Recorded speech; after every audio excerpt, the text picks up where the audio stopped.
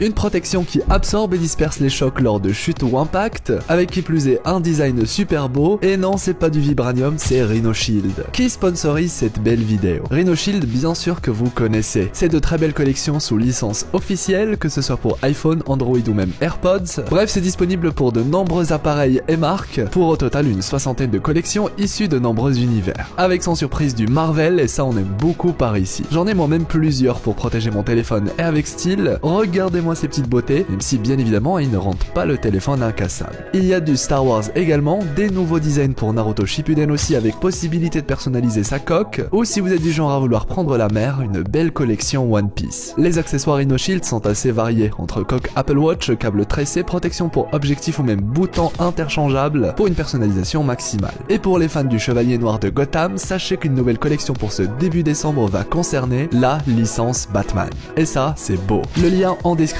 va ainsi vous permettre d'accéder à tout ça et avec le code HEROESF, vous avez droit à une réduction de 10% sur tout le site pendant 48 heures. Voilà. En plus, ça soutient mon travail. Merci.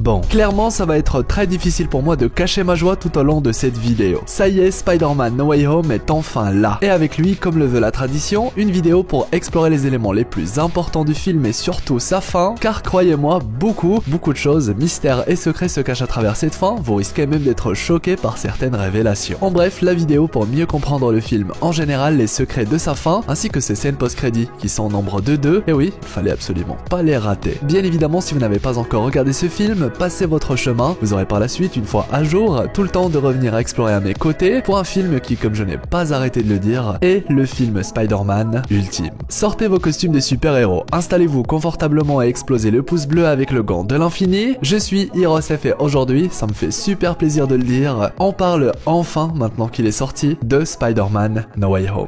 Bon visionnage.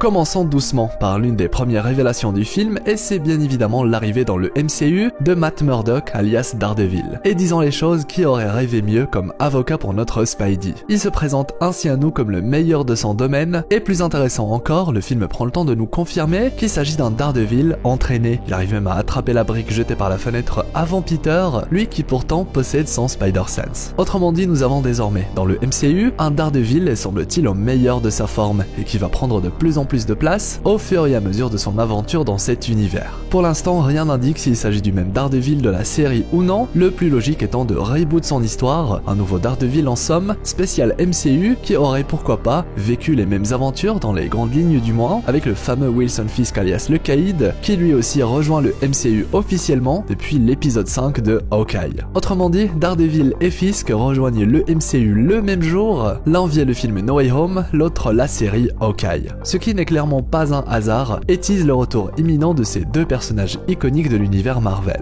Le film poursuit alors avec l'un des éléments les plus importants et confus de l'intrigue, et c'est le sortilège de Doctor Strange, qui vous allez le voir cache en réalité beaucoup de secrets. Il pourrait même s'agir d'un complot, d'une manipulation dont les répercussions altèrent le destin de notre sorcier préféré. Et ce sortilège, il se présente à nous sous forme d'une combinaison de runes. Strange nous indique même qu'il s'agit des runes de Kofkol pour de l'altération de mémoire. Un sortilège que Doctor Strange a déjà expérimenté, ce que confirme l'échange de ce dernier avec Wong autour d'une fête désormais oubliée de tous. Petite parenthèse très intéressante, la scène entre Strange, Peter et Wong appuie deux choses très importantes. La première étant le fait que Strange n'a plus la gemme du temps, un rappel que le film juge nécessaire en vue de la suite des événements, et le deuxième élément est bien sûr le fait que Strange a été victime du claquement de doigts, ce qui pousse Wong à devenir le nouveau sorcier suprême, de le rester même après le retour de Strange, et c'est surtout ce qui explique pourquoi c'est bel et bien lui qui s'occupe des 10 anneaux lors de la scène post-crédit de Shang-Chi. Là où il aurait été plus logique de voir Doctor Strange, et désormais on a la réponse. Wong est le nouveau sorcier suprême, et devrait je pense le rester jusqu'à ce que Strange reprenne le rôle après les événements de Multiverse of Madness, son deuxième film. Parenthèse fermée, poursuivons avec le fameux sortilège, et désormais on comprend beaucoup mieux son fonctionnement, même si en réalité un secret pourrait se cacher durant la scène. Ainsi on comprend que l'ajout de variables au sortilège en temps réel a causé l'instabilité du sortilège, et plus Peter a altéré ce dernier, et plus Strange a été déconcentré jusqu'à ce que le tout échappe au contrôle du lanceur de sorts, brisant ainsi la réalité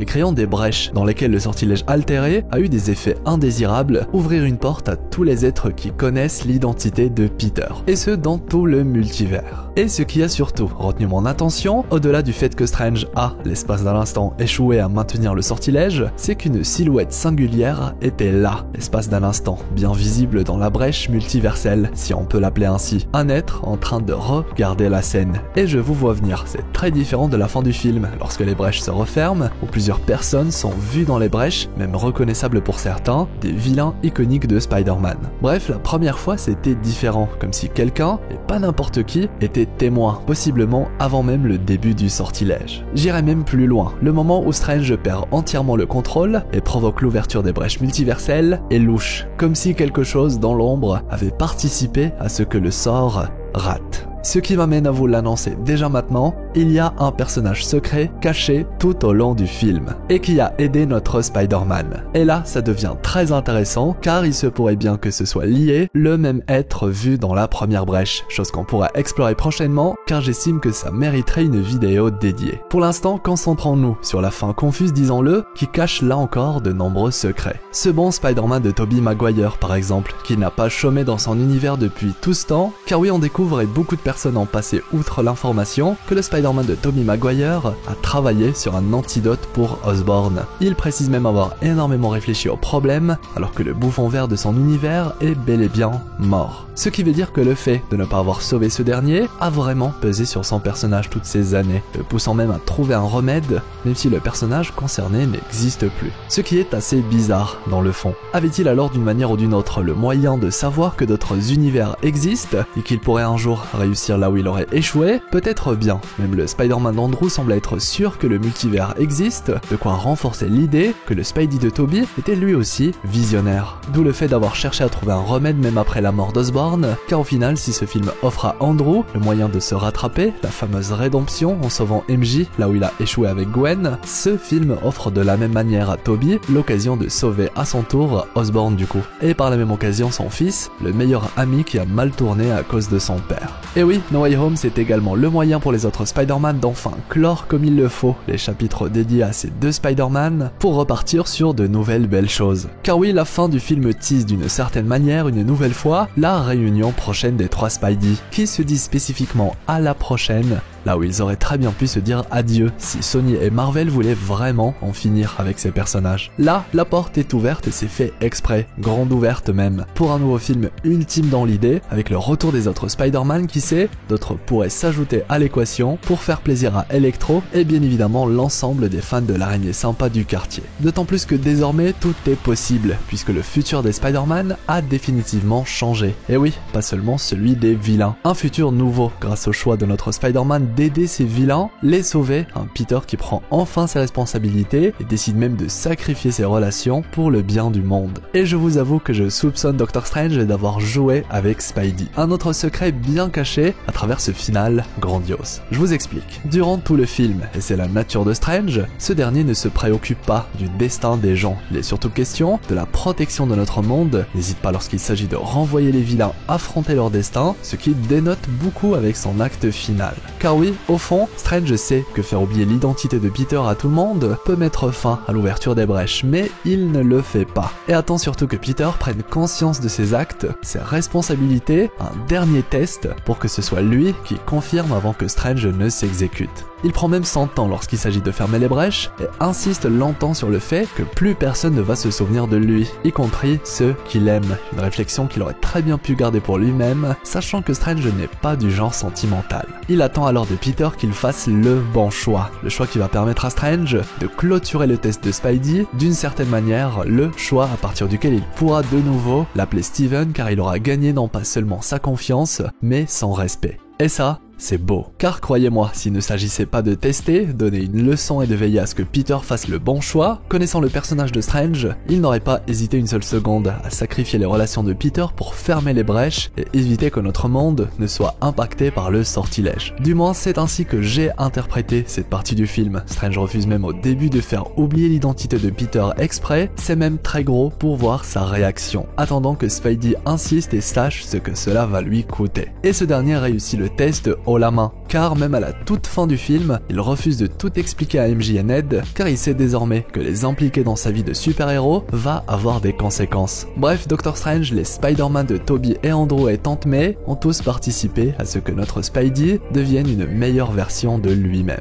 Ce qui nous amène au dernier grand point que je souhaite aborder dans cette vidéo, toujours concernant la fin du film. Car oui, il y a une grande question à laquelle le film ne répond absolument pas. Il faut dès lors se tourner vers les règles et rouages du MCU pour mieux comprendre une fin qui finalement peut être confuse pour beaucoup de spectateurs. Car oui, le sortilège rate, si je puis dire, et est maintenu par Strange dans la fameuse box. Mais certains êtres ont tout de même réussi à s'infiltrer dans notre univers avant l'emprisonnement du sortilège. C'est ainsi qu'Octopus, le bouffon vert, l'homme sable, le lézard et Electro ont réussi à débarquer, pareil pour le Spider-Man de Tobey et celui d'Andrew qui ont été téléportés. Mais du coup, que se passe-t-il réellement une fois que ces derniers retournent dans leurs univers respectifs à la fin du film? D'autant plus qu'ici, l'équation a entièrement changé, les vilains par exemple sont arrivés dans un état pour repartir dans un autre. Et là clairement je vois principalement deux possibilités, l'une des deux étant la plus logique, plus en accord avec les règles du Marvel Cinematic Universe et son multivers naissant. La première, le futur de ces vilains a été altéré. Ils reviennent dans leurs univers respectifs exactement au moment où ils ont été téléportés au préalable et arrivent à s'entendre et à expliquer la situation aux Spider-Man qu'ils combattent. Résultat, ils échappent à un destin sombre, ils échappent à la mort et surtout, cet événement reboot entièrement les films dans lesquels on les a connus. Autrement dit, les anciens films n'existent plus, ou du moins plus de la même manière, car leur fin est aujourd'hui totalement différente. En d'autres mots, les changements opérés agissent directement sur la timeline de laquelle ils viennent, une possibilité qui se tient, mais malheureusement ce n'est techniquement pas la bonne. Car oui, le multivers du MCU possède des règles précises, et lorsqu'un personnage, peu importe sa nature, dévie d'une manière ou d'une autre d'un destin semble-t-il tracé, cela donne naissance à un événement Nexus. Dès lors, une nouvelle réalité prend vie, avec ainsi la nouvelle version du personnage. Et oui, les fameux variants qui font partie intégrante du MCU et des rouages de son multivers. La série Loki tourne d'ailleurs entièrement autour de ce concept et est là pour nous l'expliquer en profondeur. Dr Octopus était destiné à mourir. Et maintenant que le personnage a changé, la puce dans son cou lui permettant désormais d'avoir un contrôle total sur ses bras mécaniques, signifie qu'il va désormais évoluer dans une réalité parallèle mais différente de celle de laquelle il vient initialement. Autrement dit, la version de lui qui meurt dans Spider-Man 2 existe et subit le sort qu'on lui connaît. Là où la nouvelle version va évoluer dans une autre réalité, une autre branche, un nouveau variant Octopus qui lui va vivre. Les différents Spider-Man sont d'ailleurs eux-mêmes des variants, les uns pour les autres. Aucun n'est principal, ce sont tous des versions différentes du même être qui existent dans un multivers infini. En d'autres mots, prenons l'exemple du bouffon vert, ce dernier revient dans son univers, mais une branche différente où il ne sera plus un super vilain pour prendre soin de son fils Harry et avoir une relation saine avec le Peter Parker de son univers. Et je sais que tout ça peut être légèrement difficile à appréhender, mais dites-vous qu'en gros, les personnages ont bel et bien été sauvés par destin funeste et existent désormais dans une version différente du monde duquel ils viennent, un autre univers. Ainsi, les anciens films Spider-Man restent entiers avec leurs propres histoires, là où No Way Home en crée des nouvelles, un nouveau futur qui existe en parallèle des autres. Et c'est pour l'instant cette deuxième possibilité qui a le plus de sens et qui est en accord avec les règles du multivers du MCU, tout en respectant bien sûr les anciennes histoires de Spider-Man, puisqu'elle ne vient pas les altérer ou les supprimer, mais seulement en ajouter des nouvelles. En espérant que les points abordés vous ont permis d'y voir bien plus clair dans ce film ainsi que sa fin. Et d'ailleurs, en parlant de fin, comment ne pas parler des scènes post-crédits? D'un côté, une première sous forme de scène avec Eddie et Venom, téléportés puis rentrés chez eux suite au sortilège final, et de l'autre, une scène post-crédit sous forme de bande-annonce,